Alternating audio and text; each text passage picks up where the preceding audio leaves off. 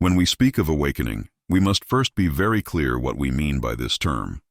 For awakening is not merely a fashionable word to decorate our conversations, nor a convenient label we assign to a momentary burst of enthusiasm. Awakening, in its true sense, is a profound rupture in the continuity of one's psychic life.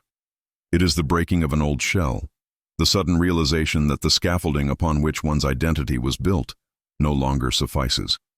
Now, many of you have written to me, or perhaps asked yourselves silently in the chambers of your heart, why, after this so-called awakening, do I find myself strangely indifferent to the hobbies, interests, and pleasures that once animated me with such vigor? Why has my old enthusiasm for painting or music or collecting or sport withered as though the soul no longer breathes through them? This question deserves a careful answer, for it touches the very mystery of psychic transformation, the death of former identifications. The first thing I must tell you is this. When one awakens to a deeper dimension of the psyche, one's former identifications begin to die. You are no longer who you were, the person who once found delight in playing the violin, in tending the garden, in watching the movement of pieces upon the chessboard. That person was built upon a particular relation between ego and unconscious. But the moment you awaken, the moment consciousness breaks open to a broader horizon, the ego is displaced from the throne it once believed itself to occupy. You discover that you are not the sovereign of your inner kingdom, but only a part, a small part, of a far larger totality, which I have called the self.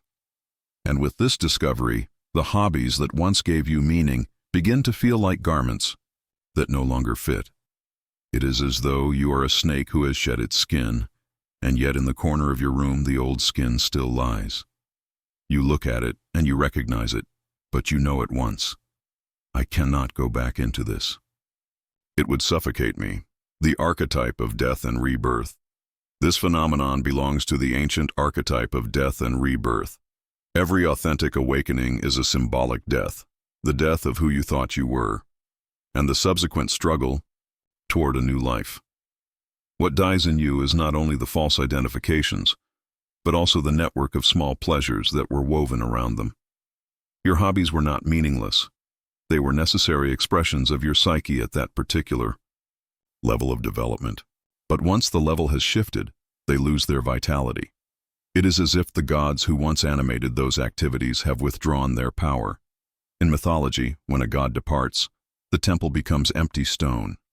When the spirit that once spoke through your hobby has left, you are left with the hollow shell of a former joy. Boredom as a signal. You must not despise this boredom, this loss of interest. For it is not merely laziness or failure. It is a signal of transformation.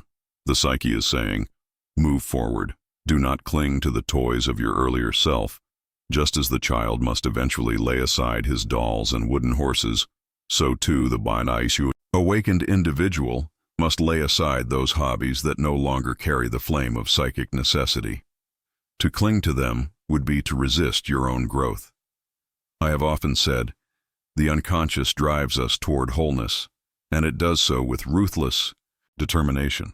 If you attempt to remain fixed in your old pleasures, you will feel an increasing sense of lifelessness, for the soul does not allow us to halt at a halfway point. Individuation and the withdrawal of libido. The psychological mechanism underlying this change is the withdrawal of libido. By libido, I do not mean merely sexual energy, but the total psychic energy of life itself. Formerly, your libido was invested in your hobbies. They were vessels of meaning. They provided channels through which the life force could flow. But after awakening, that energy is withdrawn. Why? Because it is needed elsewhere. It is as though your psyche has called back its troops from the outposts, for a greater battle is at hand. The libido that once animated painting, or reading, or collecting coins is now required for the arduous journey of individuation, the integration of the unconscious with consciousness. This journey is no small affair. It requires tremendous energy. And so your soul, in its wisdom, has withdrawn energy from the old amusements. You may grieve this loss, but you must also recognize its purpose. And so, my friends, we return to the question with which we began. Why have you lost interest in your hobbies after awakening? You see now, it is not an accident. It is not an illness. It is not a punishment. It is a necessity of the soul. For your hobbies were once the playground of your ego. They were the small fires by which you kept yourself warm in the long night of unconsciousness. They served you well. They sustained you. They gave your restless psyche a means of expression when the greater fire of the self still slept within. But now, after awakening, you have touched that greater fire. You have glimpsed the light of the self. And compared to this, you're old. Amusements appear pale, like candlelight before the sun. A transition, not a finality. Do not mistake this loss of interest for the end of joy. It is a transition. The psyche never abandons you to emptiness without offering a new fullness. But the fullness cannot be discovered by returning to the past. It must be discovered by moving forward, by embracing the call of individuation. You are asked now to participate in the greater work. What the alchemists called the opus magnum, the great work of transformation. This requires your energy, your devotion, your seriousness. It asks that you listen to your dreams, confront your shadows, integrate what has been split apart within you. In this work, there will arise new forms of creativity. Perhaps you will paint again, but with a different hand, guided not by the ego's desire to be occupied, but by the self's demand to express its mysteries. Perhaps you will write again, but no longer as pastime, rather as revelation. The hobbies of the old self may be reborn, transfigured, in service of the new. The greater meaning of awakening, to awaken is to be initiated into a greater responsibility. It is to realize that your life is not merely your own. You are a vessel for something vast, something eternal, something that seeks to incarnate itself through you. This is why the soul withdraws from trivial amusements, because it is preparing you for a higher form of play, the divine play, the Lila, in which the cosmos itself is your partner. Thus, when you feel disinterested in your old hobbies, do not despair. Recognize it as a sacred sign. It means the gods have knocked on your door. It means your soul is demanding more from you than distraction. It means you are ready to walk the path of individuation. A final word, and so I leave you with this. Do not cling to the past, for the past is already dead. Do not lament the loss of old pleasures, for they served their purpose. Instead, turn your gaze inward, and then upward, to the greater pattern that now unfolds. Awakening strips you of toys so that you may grasp tools. It takes from you hobbies so that you may receive vocation. It empties your hands so that the self may place within them the work that is truly yours. If you feel lost, know this: you are not lost, but called. You are not empty, but emptied, made ready for the new wine that only the awakened soul can drink. Therefore, trust the process. Trust the wisdom of your depths. Trust that the life within you knows where it is leading. For the old self is gone, and with it, its small amusements. But the new self is being born, and with it, a joy that no hobby can contain. The joy of participating in the eternal mystery of life itself. This, my friends, is why you have lost interest in your hobbies. After awakening, it is the soul's way of telling you, you have outgrown them. You are destined for more. When you awaken, you are confronted with a paradox. The world becomes larger, yet the familiar becomes smaller. What once occupied you entirely now appears like a child's toy in the corner of a vast cathedral. This is the natural consequence of the enlargement of consciousness. When the frame expands, the picture inside appears diminished, the ego's disappointment. At first, the ego experiences this as disappointment. It says, "But I used to enjoy this. I used to love painting, or fishing, or playing games with my friends. Why now does it feel empty?"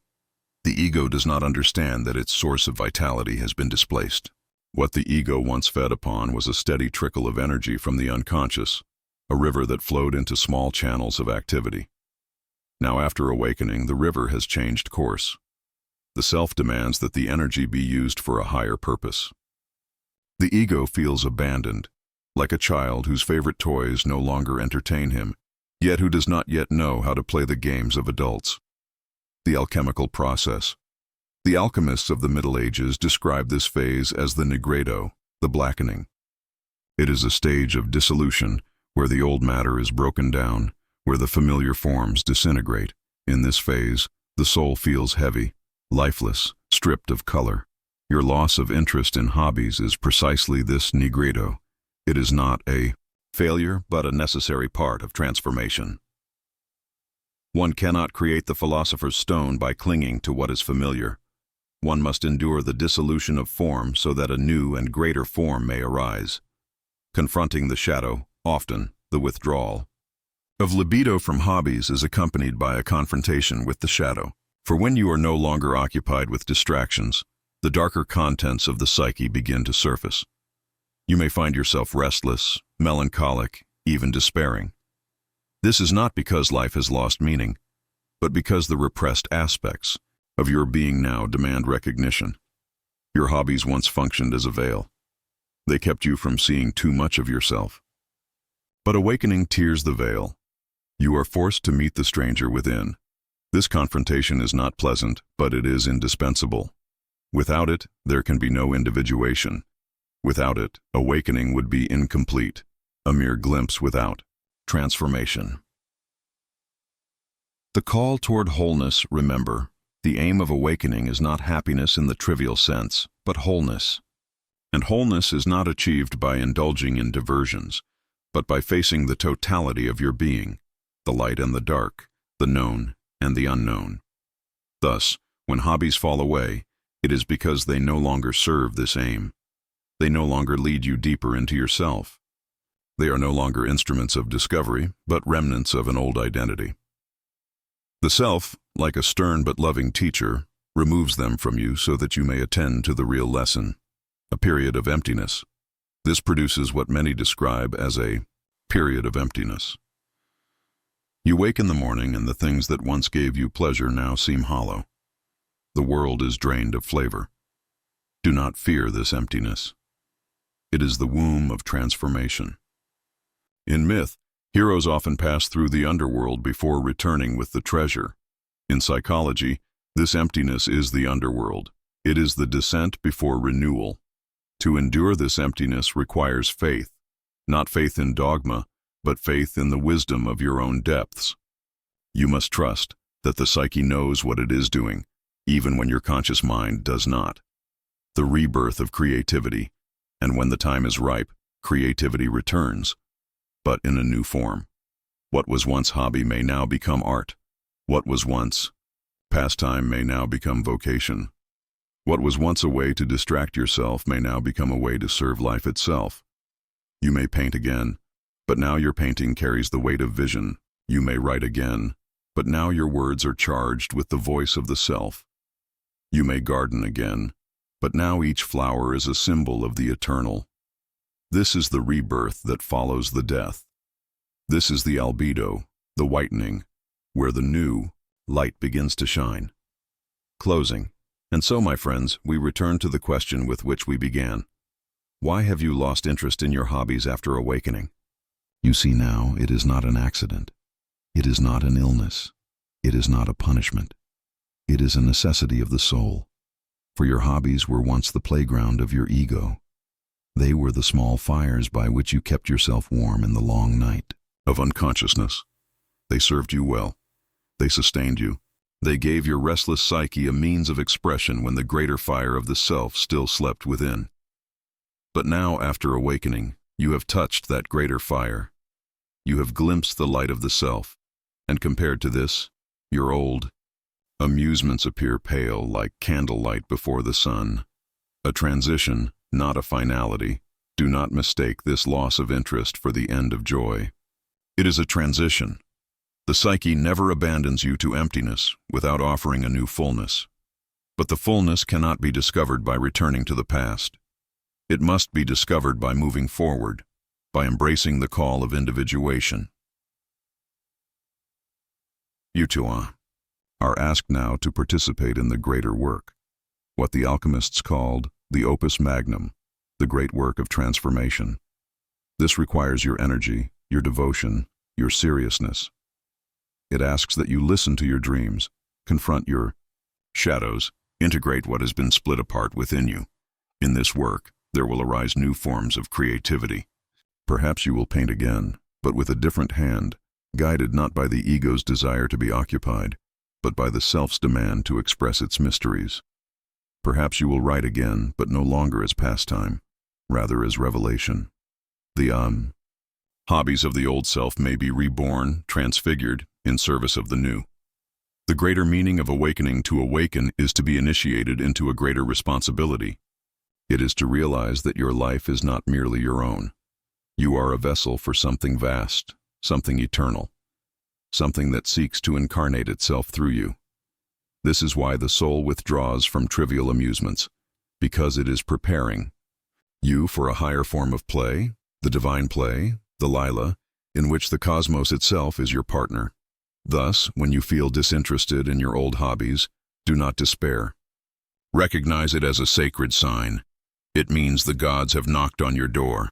It means your soul is demanding more from you than distraction. It means you are ready to walk the path of individuation. A final word. So I leave you with this. Do not cling to the past, for the past is already dead.